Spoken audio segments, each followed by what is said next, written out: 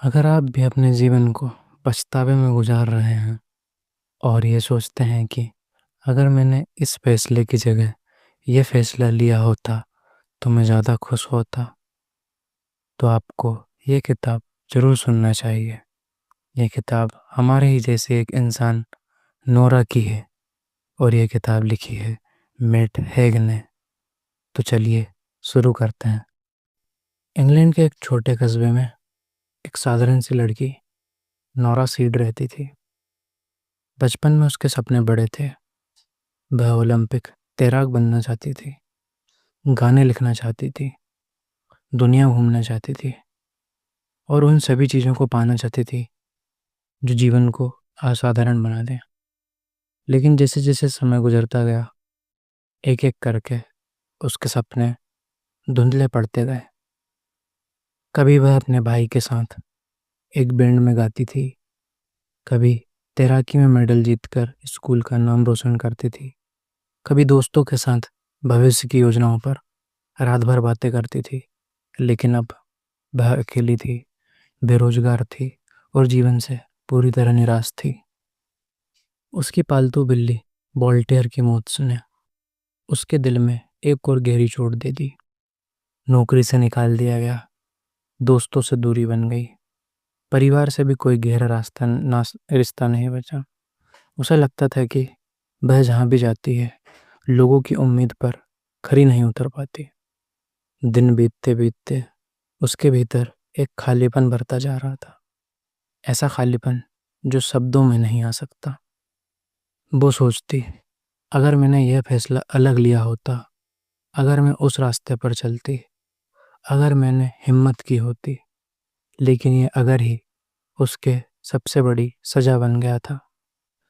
एक रात जब बारिश खिड़की पर थपथपा रही थी और आसमान पूरी तरह काला था, नोरा ने तय किया कि अब और नहीं। उसने धीरे धीरे नींद की गोलियां की शीशी उठाई और पानी का गिलास भरा। उसे लगा शायद यही उसका आखिरी पल है, क्योंकि उसके लिए दुनिया अब रंगहीन हो चुकी थी। गोलियां निगलते हुए उसके दिमाग में बस एक ही ख्याल था, काश मैं किसी और जिंदगी में होती जहां मैंने सही फैसले लिए होते। उसके बाद सब कुछ धुंधला हो गया। वह न अंधेरे में थी न रोशनी में, बल्कि किसी अजीब से शांत खाली स्थान में। उसने आंखें खोली तो खुद को एक विशाल अंतहीन लाइब्रेरी में खड़ा पाया। शेल्फ के बाद शेल्फ और हर शेल्फ पर हजारों लाखों किताबें। सभी किताबें एक जैसे आकार की थीं, लेकिन उनके रंग अलग अलग थे। कहीं गहरे हरे, कहीं सुनहरे, कहीं हल्के नीले। और वहाँ एक कोने में एक परिचित चेहरा मुस्कुरा रहा था, उसकी पुरानी स्कूल लाइब्रेरियन मिसेस एल्म। लेकिन यह असली मिसेस एल्म नहीं थी, यह एक प्रतीक थी, उसकी अपनी कल्पना की मार्गदर्शिका। नोरा, स्वागत है मिडनाइट लाइब्रेरी में, मिसेस एल्म ने कहा। यहाँ तुम्हारे पास एक मौका है, हर वो जिंदगी जीने का जो तुम जी सकती थी अगर तुमने अलग फैसले लिए होती। नोरा हैरान थी, यह सपना था या मौत के बाद की कोई जगह। लेकिन मिसेस एल्म ने कहा, यह तुम्हारे और जीवन के बीच का एक पुल है। तुम चुन सकती हो, अलग राह, अलग जीवन, या फिर सब खत्म। नोरा ने चारों तरफ नजर दौड़ाई। हर किताब के कवर पर उसका नाम लिखा था, नोरा सीड। लेकिन नीचे छोटे अक्षरों में अलग अलग शीर्षक थे। ये शीर्षक उन जिंदगियों के बारे में थे जो वह जी सकती थी अगर किसी खास मोड़ पर उसने दूसरा रास्ता चुना होता तो। मिसेस एल ने उसे एक हरी किताब थमाई। ये देखो, उन्होंने कहा, ये वो जिंदगी है जहां तुमने तैराकी छोड़ने का फैसला नहीं किया था। जैसे ही नोरा ने किताब खोली, शब्द पन्नों से उठने लगे, रोशनी की तरह चमकने लगे और अचानक उसे लगा कि जैसे वह उस कहानी में खींच रही हो। एक पल में सब कुछ बदल गया। अब वह किसी शानदार चमकदार स्विमिंग पूल के किनारे पर खड़ी थी। सैकड़ों लोग चीयर कर रहे थे, कैमरा फ्लैश कर रहे थे।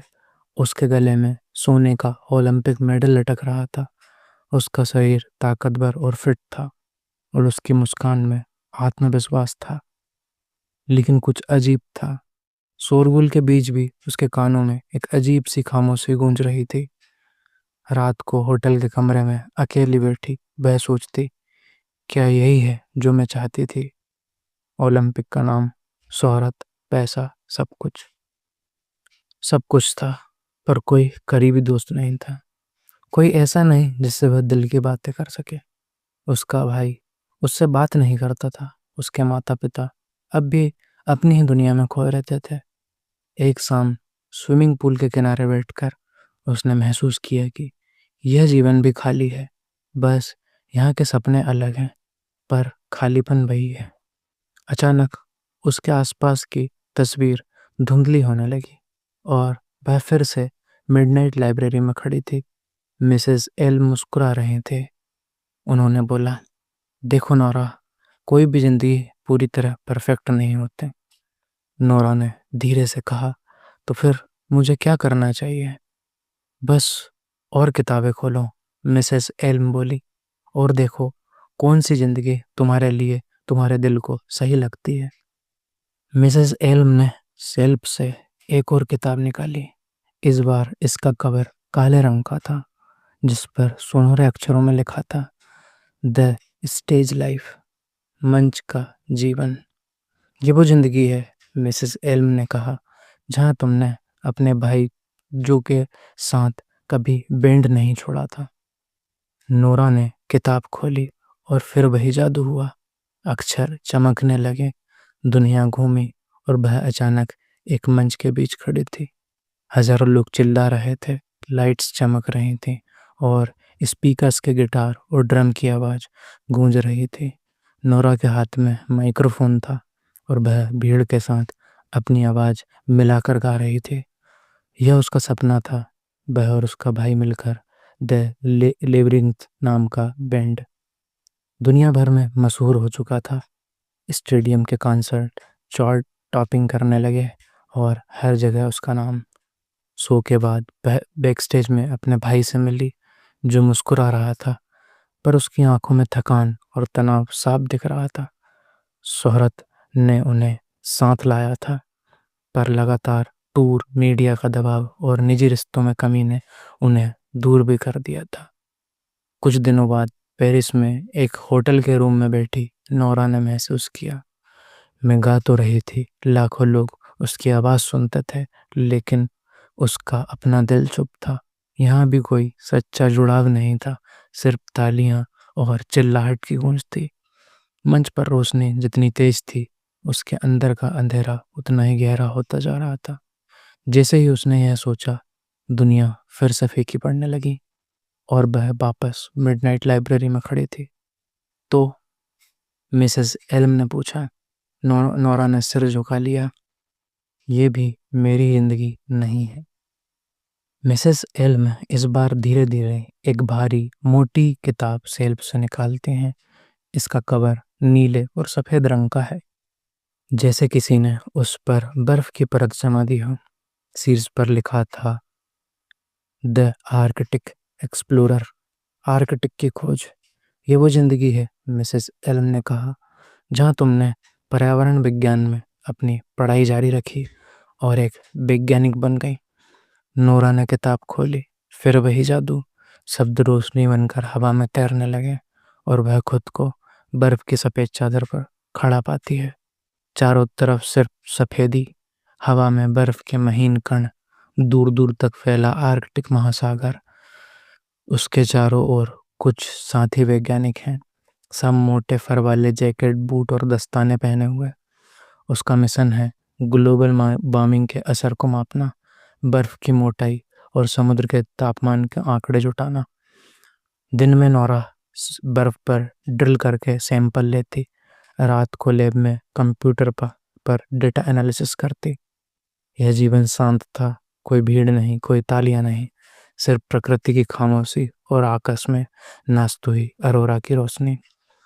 शुरू में यह शांत उसे सुकून देता, लेकिन फिर एक रात बर्फ के तूफान के बीच कैंप में फंसी उसने महसूस किया कि यहाँ भी वह अकेली है।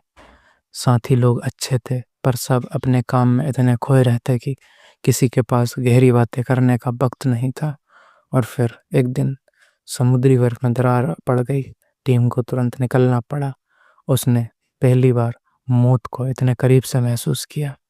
जब सब सुरक्षित लौट आए, नोरा की सांस तेज थी, दिल धड़क रहा था और मन में एक सवाल था, क्या मैं यहाँ सच में खुश हूँ या बस भाग रही हूँ अपनी पुरानी जिंदगी से।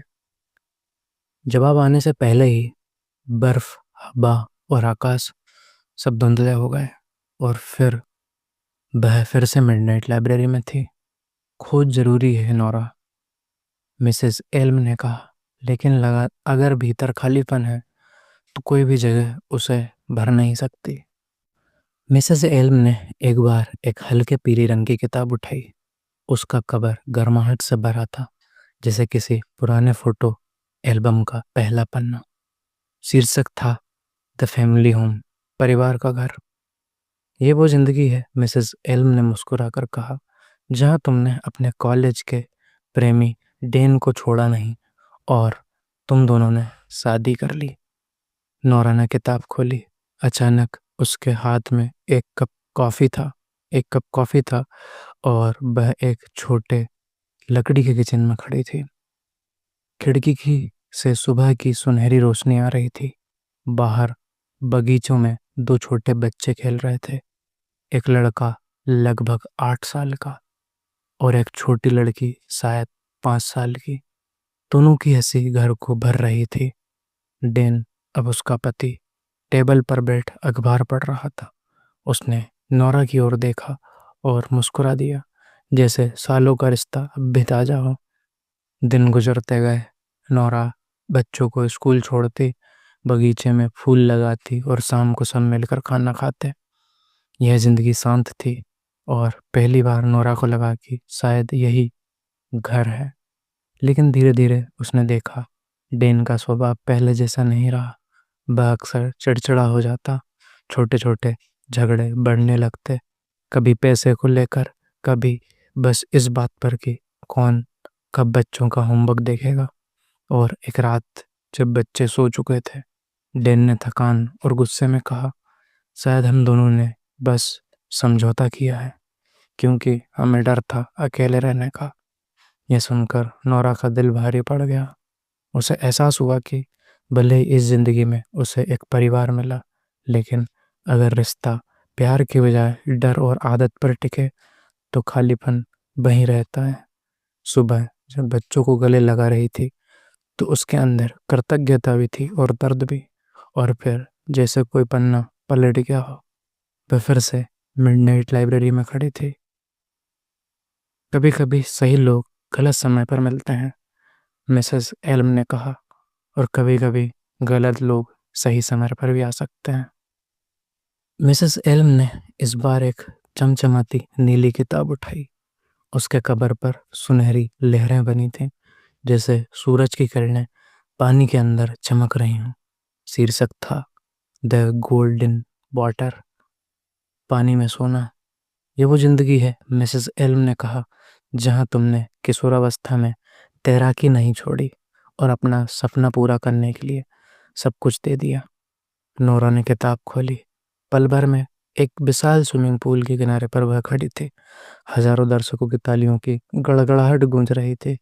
उसके कंधे पर ब्रिटेन का झंडा लिपटा था और गले गले में चमचमाता हुआ ओलंपिक गोल्ड मेडल। उसने कैमरों की चमक के बीच मुस्कुराने की कोशिश की, लेकिन उसके अंदर एक अजीब सा खालीपन था। दिन गुजरते गए। नोरा का नाम अखबार में छपता, टीवी शो में इंटरव्यू होते, स्पॉन्सरशिप डील्स और ब्रांड सूट्स का सिलसिला चलता रहता।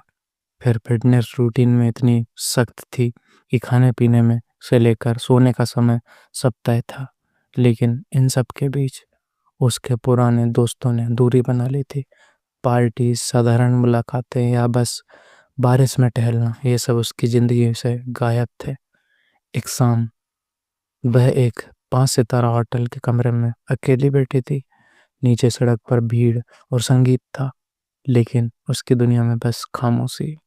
उसने सोचा, मैंने अपनी पूरी जिंदगी इस मेडल के लिए दे दी, लेकिन अब यह मेरे पास है और फिर भी मैं अधूरी हूँ। कुछ महीने बाद उसका शरीर चोटों से जूझने लगा। प्रतियोगिताओं में जीतने का दबाव और मीडिया की नज़रें उसके मन को थका रही थीं। आखिर एक दिन वह पूल के किनारे बैठी थी। उसने आंखें बंद की और जब खोली तो वह फिर से मिडनाइट लाइब्रेरी में थी। मिसेस एल्म ने उसकी ओर देखा और कहा, सपने पूरे करना अद्भुत है नोरा, लेकिन अगर वे तुम्हें अपने आप से दूर कर दें तो उनकी चमक भी फीकी पड़ जाती है।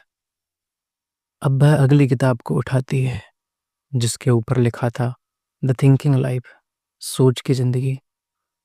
उस पर किसी मंच की परछाई बनी थी, जहाँ एक व्यक्ति स्पॉटलाइट में खड़ा था। ये वो जिंदगी है, मिसेस एल्म ने कहा, जहाँ तुमने अपने विचारों, पढ़ाई और लेखन को कभी नहीं छोड़ा और तुम एक विश्व प्रसिद्ध दार्शनिक बन गई। नोरा ने किताब खोली। अगले ही पल वह एक विशाल कॉन्फ्रेंस हॉल में खड़ी थी। सामने हजारों लोग बैठे थे। लाइट्स और कैमरे उस पर टिके थे। उसके पीछे बड़ी स्क्रीन पर लिखा था, how to live without regret, पछतावे के बिना कैसे जिए। वह बोलना शुरू करती है, जीवन की संभावनाओं, हर चुनाव के महत्व और समय के मूल्य पर। उसकी आवाज में आत्मविश्वास था और हर वाक्य के साथ लोग मंत्रमुग्ध होते गए। उसके विचार किताबों में छपते, सोशल मीडिया पर वायरल होते और लोग उसे आधुनिक युग के सुकरात कहने लगे। लेकिन इस सफलता के पीछे भी एक सच्चाई थी। उसका जीवन लगातार यात्राओं, इंटरव्यूज और भारी भरकम उम्मीदों में बंधा हुआ था। उसे अपने परिवार से मिलने का समय मुश्किल से मिलता। दोस्त केवल व्हाट्सएप चैट में रह गए थे।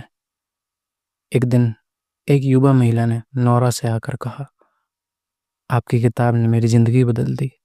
उसकी आंख में आंसू थे, लेकिन उसी क्षण नौरा ने महसूस किया, मैंने दूसरों की जिंदगियां बदली, लेकिन अपनी जिंदगी जीना भूल गई। उस रात वह होटल के कमरे में अकेली बैठी थी। टेबल पर अगले दिन के भाषण के नोट्स पड़े थे। उसने गहरी सांस ली और धीरे धीरे वही पुराना बदलाव आया। वह फिर से मिडनाइट लाइब्रेरी में थी। मिसेस एल्म ने हल्की मुस्कान के साथ कहा, शब्द ताकतवर होते हैं, लेकिन शब्दों के पीछे का इंसान भी मायने रखता है।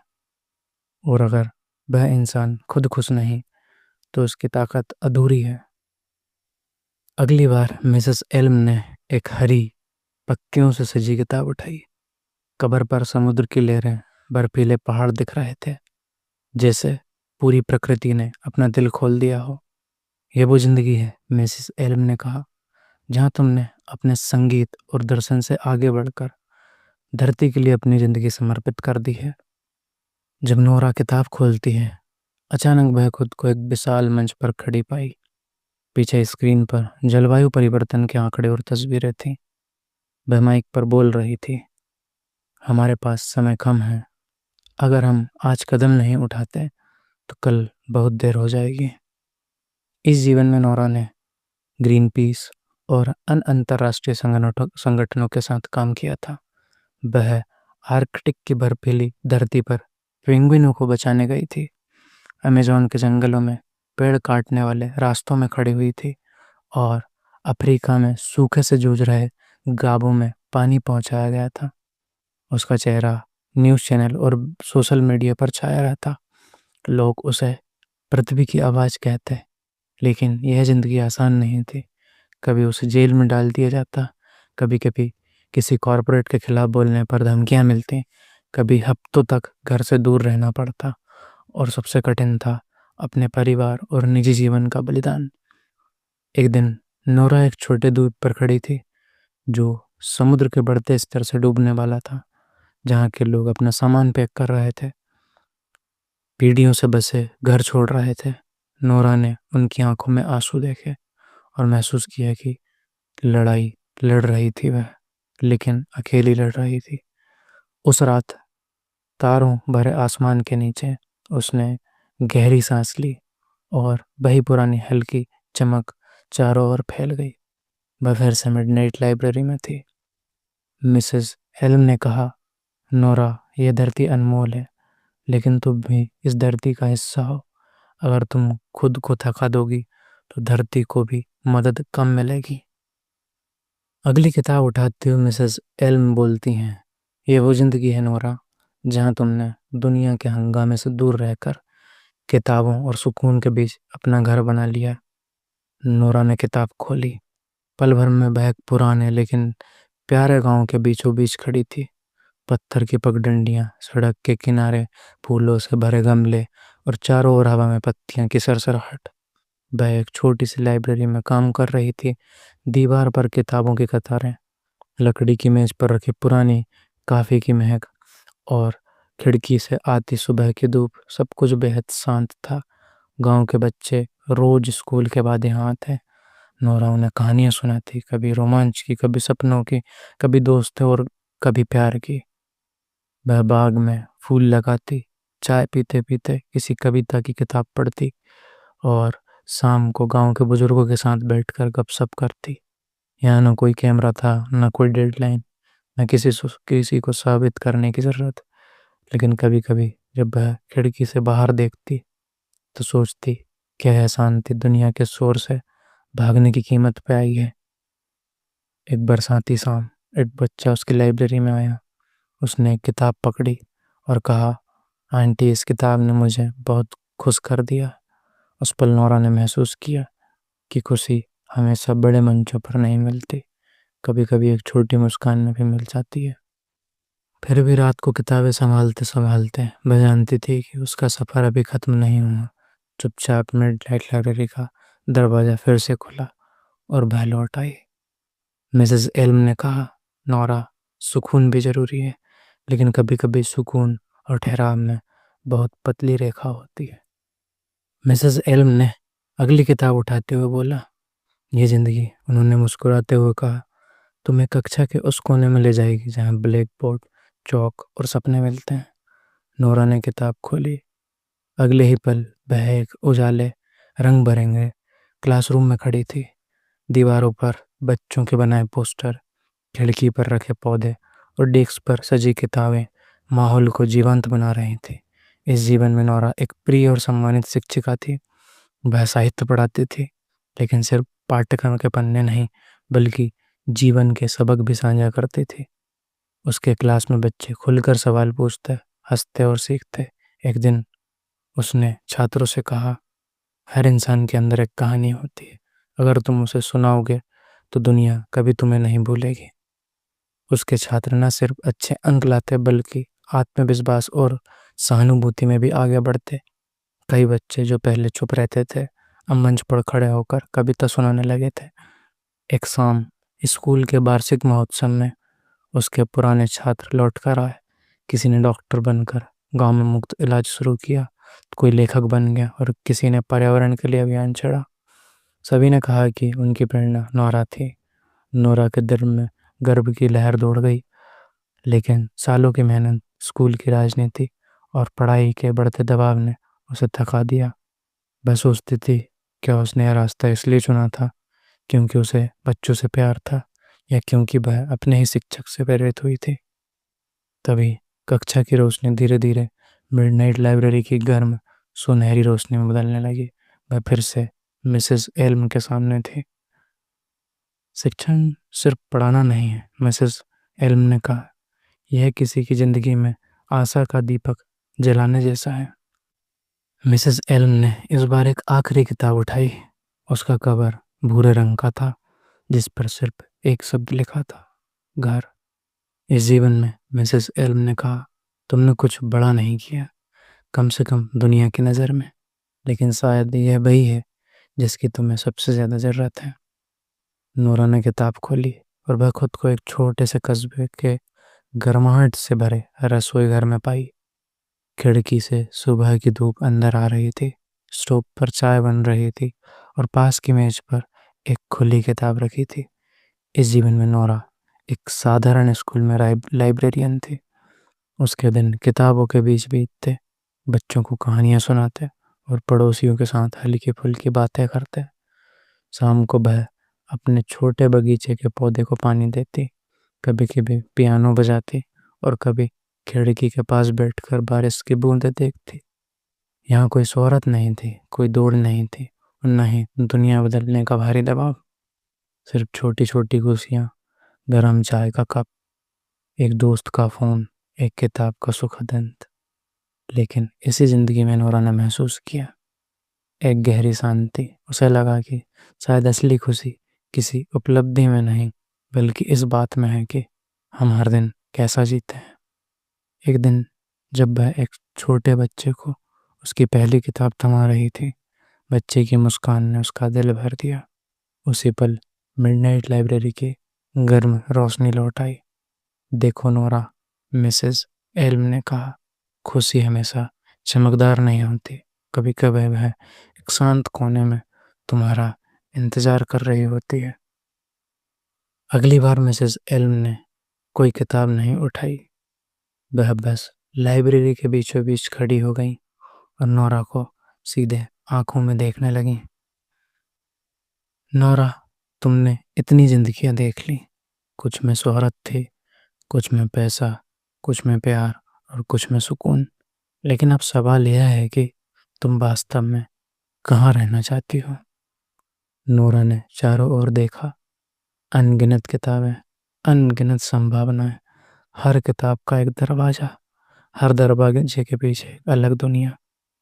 लेकिन जितना वह सोचती, उतना ही उसे अपने पुराने जीवन की छोटी छोटी बातें याद आती। अपने भाई के साथ बहसें, अपने पड़ोस के कैफे की कॉफी, अपने घर की खिड़की से दिखने वाला शाम का आसमान। शायद मेरा जीवन उतना बुरा नहीं था जितना मैंने समझा था, उसने सोचा। मिसेस एल मुस्कुराई। यही समझना जरूरी था। कोई भी जीवन हर पल परफेक्ट नहीं होता। हर रास्ते में कुछ न कुछ खोना पड़ता है। पर सवाल यह है, क्या तुम अपने चुनाव को अपनाने के लिए तैयार हो? नोरा ने धीरे से सिर हिलाया। हाँ, मैं तैयार हूँ। मैं अपने ही जीवन में लौटना चाहती हूँ, उसी में सुधार करना चाहती हूँ, भागना नहीं चाहती। जैसे ही उसने कहा, लाइब्रेरी की रोशनी और भी उज्जवल हो गई। किताबों की कतारें धीरे धीरे धुंधली होने लगी। तो चलो अपने घर लौटो, मिसेस एल्म ने कहा।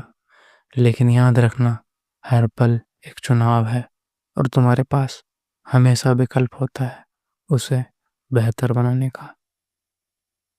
जैसे ही नोरा ने कहा कि वह अपने पुराने जीवन में लौटना चाहती है, मिडनाइट लाइब्रेरी की किताबें मानो हवा में घुलने लगीं। दीवारें फीकी पड़ गईं, फर्श गायब होने लगा और उसके चारों ओर सिर्फ गर्म सुनहरी रोशनी रह गई। उसने महसूस किया कि जैसे कोई उसे खींच रहा हो, जैसे कोई अदृश्य धारा उसे वापस खींच रही हो। अगले ही पल उसने अपनी आंखें खोली।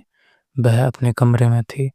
वही बिस्तर, वही अलमारी और वही आधा खुला खिड़की का पर्दा, जिससे ठंडी हवा अंदर आ रही थी। लेकिन इस बार सब कुछ अलग लग रहा था। दीवार पर लगी तस्वीरें अब सिर्फ सजावट नहीं थी, वे यादें थीं, उसकी कहानी के टुकड़े। वह उठी, आईने में खुद को देखा। चेहरा वही था, लेकिन नज़र में एक चमक आ गई थी। उसने फ़ोन उठाया और सबसे पहले अपने भाई को कॉल किया। जब उसने हेलो कहा तो नौरा की आंखों में अपने आप आंसू आ गए। उसने बस इतना कहा, मैं बस तुमसे एक बात करना चाहती थी और यह बताना चाहती थी कि तुम मेरे लिए बहुत मायने रखते हो। दिन भर उसने छोटी छोटी चीज़ों पर ध्यान दिया। पड़ोसी की मुस्कान, चाय की खुशबू, बारिश के बाद गली में उठती मिट्टी की महक। उसे अब समझ आ चुका था, खुशी किसी परफेक्ट जिंदगी में नहीं, बल्कि उसी जिंदगी में है जिसे हम दिल से जीते हैं। शाम को वह अपने पुराने पियानो के पास बैठी। उंगलियां धीरे धीरे क्रीज पर चली और उसने वही धुन बजाई जो बचपन में मिसेस एलन ने सिखाई थी। हर सुर में जैसे एक नई उम्मीद छुपी थी। नोरा जानती थी कि अगले आगे भी मुश्किलें आएंगी, लेकिन अब वह भागेगी नहीं, उनका सामना करने की सोचेगी। मिडनाइट लाइब्रेरी की वो रात अब एक याद थी, लेकिन उस याद ने उसकी पूरी जिंदगी बदल दी थी।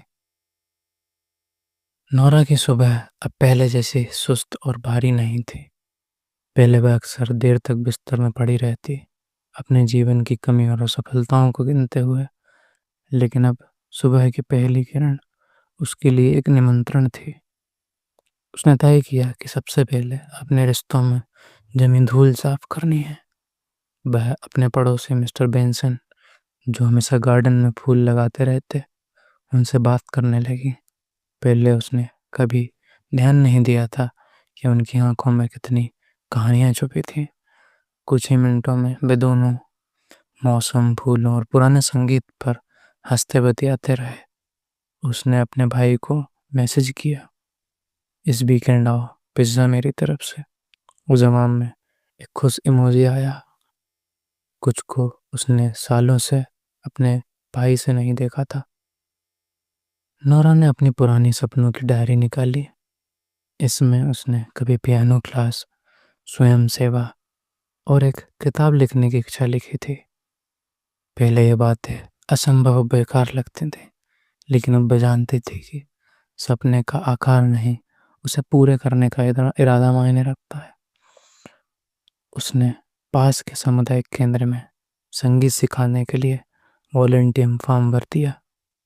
पियानो उसकी पहली मोहब्बत थी और अब वह इसे दूसरों के साथ बांटना चाहती थी।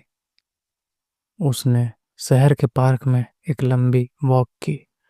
सर्दियों की ठंडी हवा, पेड़ों के गिरते पत्तों की चरमराहट और दूर से आती हंसी, सब कुछ उसे जीवित होने की अनुभूति दे रहे थे। पर पार्क की एक बेंच पर बैठकर उसने अपनी डायरी में लिखा, जिंदगी की सबसे बड़ी गलती उसे जीने की कोशिश ना करना है। बेशक हर दिन परफेक्ट नहीं था। एक शाम उसे अचानक चिंता और थकान ने घेर लिया। पहले के दिनों में वह खुद को इस एहसास में डुबो देती थी, लेकिन अब उसने मिडनाइट लाइब्रेरी में सीखा हुआ याद किया, हर भावना अस्थायी होती है और हर पल एक चुनाव। उसने संगीत लगाया और गहरी सांस ली और खुद से कहा, ये भी गुजर जाएगा। हफ्ते के अंत में उसने महसूस किया कि वह फिर से भविष्य की योजना बना रही है, कुछ ऐसा जो उसने सालों से नहीं किया था। वह अपने भाई के साथ एक रोड ट्रिप की योजना बना रही थी और साथ ही एक ऑनलाइन ब्लॉग शुरू करने का सोच रही थी, जहां वह अपनी सोच और कहानियां लिख सके। पहले हफ्ते के बाद नोरा को यकीन हो गया, मिडनाइट लाइब्रेरी सिर्फ एक सपना नहीं थी, वह एक सबक था जिसने उसकी आत्मा में स्थायी रोशनी भर दी। कई महीनों के बाद सर्दियों की ठंडी सुबह अब बसंत की हल्की धूप में बदल चुकी थी। नोरा की खिड़की पर हरे पत्तों और फूलों की महक धीरे धीरे घर में भर रही थी। यह वही खिड़की थी जिसके बाहर पहले एक सिर्फ धुंध और निराशा देखती थी, लेकिन अब हर सुबह उसे एक नए अध्याय का एहसास दिलाती है। पियानो क्लास अब उसकी दिनचर्या का अहम हिस्सा बन गई थी।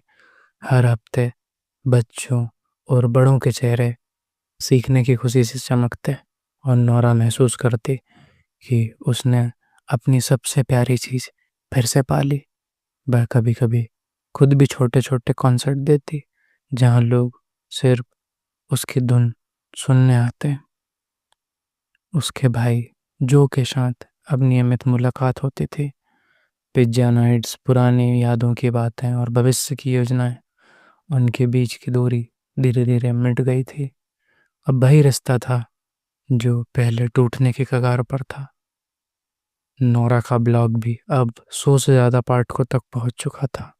लोग उसकी कहानियों में अपने जीवन की झलक देखते और कमेंट करते, आपकी लिखी बातें मुझे जीने की वजह देती हैं।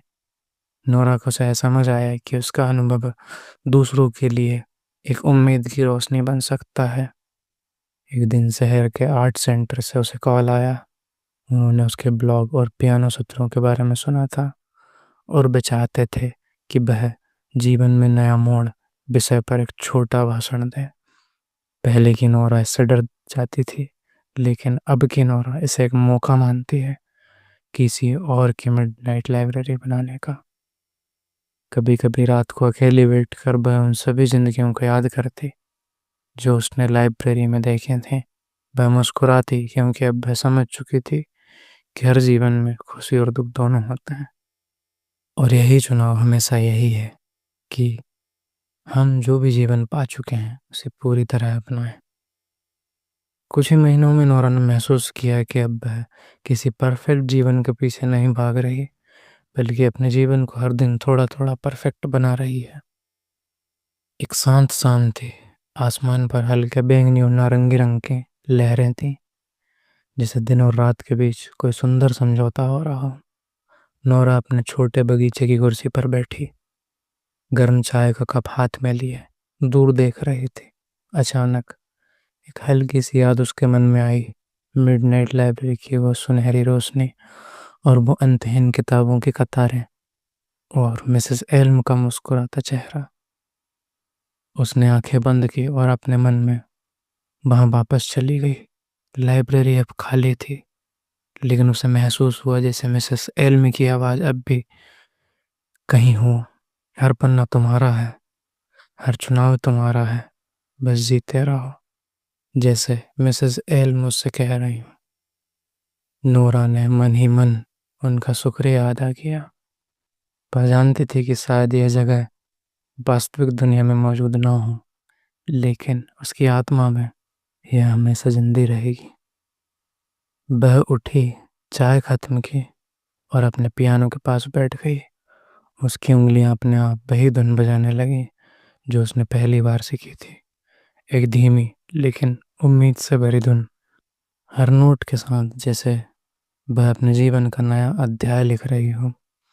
अब यह संगीत सिर्फ उसके लिए नहीं, बल्कि उन सब के लिए था जो कभी खो गए थे और फिर खुद को ढूंढ पाए। नोरा मुस्कुराई और सोचा, मैंने कई जिंदगियां देखी, लेकिन सबसे सुंदर वही है जिसे मैं अभी जी रही हूँ। उस क्षण उसे यकीन हो गया कि अब उसे किसी और दरवाजे, किसी और किताब, किसी और लाइब्रेरी की जरूरत नहीं।